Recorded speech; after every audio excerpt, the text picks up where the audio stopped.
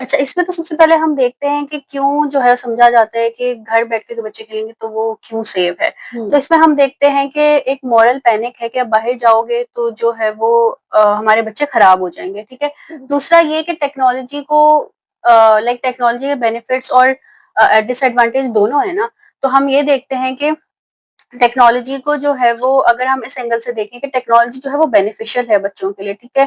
जिससे कुछ पेरेंट्स बड़े खुश होते हैं कि हमारे बच्चे ने देखो इस एज में जो है ना मोबाइल चलाना सीख लिया है, वो तो ये हुँ, देख रहा है, उसने ये एग्ज़ैक्टली। टिकटॉक का डांस कॉपी किया, ये वो, कुछ लोगों का होता है, सही है?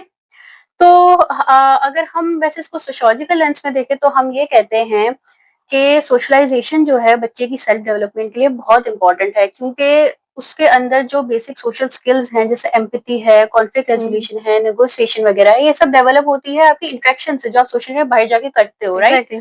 तो अगर आप एक बच्चा जो है वो स्क्रीन में ही इन्वॉल्व हो गया है और वो ये स्किल्स ही नहीं सीख रहा तो फिर आगे उसके लिए लाइफ बहुत डिफिकल्ट होती है।